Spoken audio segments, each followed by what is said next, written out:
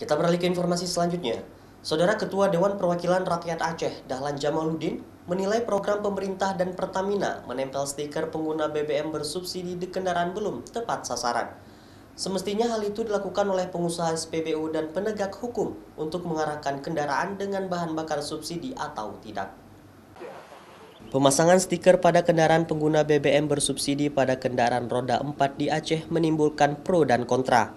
Ketua Dewan Perwakilan Rakyat Aceh, DPRA, malah menilai program stiker BBM bersubsidi ini belum tepat dilakukan pemerintah dan Pertamina pada ribuan kendaraan di Aceh. Pihaknya malah mendorong operator SPBU untuk melakukan edukasi dan sosialisasi pada pengguna kendaraan untuk memilih BBM yang sesuai dengan jenis kendaraan dan daya beli masyarakat.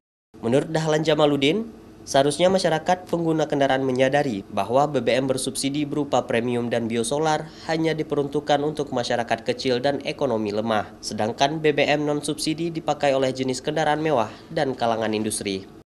Seperti yang diketahui, pemerintah Aceh bersama dengan Pertamina melaksanakan program penempelan stiker bagi kendaraan umum dan pribadi roda 4 yang menggunakan BBM bersubsidi di 126 SPBU yang ada di Provinsi Aceh. Aturannya sudah jelas, negara melakukan subsidi untuk bahan bakar minyak yang diperuntukkan untuk masyarakat kecil gitu. Nah, yang paling penting ini adalah penegakan hukumnya. Nah, penegakan hukumnya ada banyak pilihan yang harus dilakukan gitu.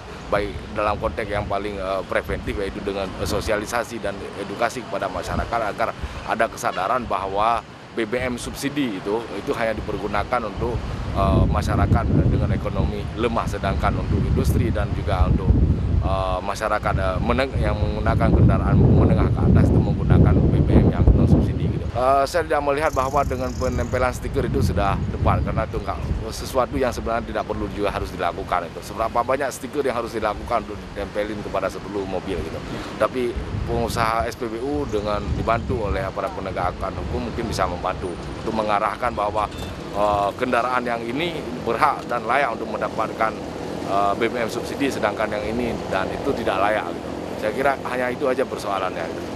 Program stiker BBM bersubsidi ini dilakukan agar pemanfaatan BBM bersubsidi tersebut digunakan oleh yang berhak dan tepat sasaran, serta untuk mengurangi antrian kendaraan di SPBU.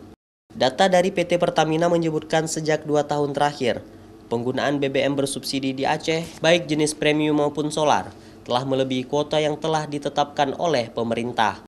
Konsumsi biosolar mencapai 359 juta liter dari kuota 351 juta liter. Sedangkan konsumsi premium mencapai 377 juta liter dari kuota 337 juta liter. Mustajab, Kompas TV, Banda Aceh.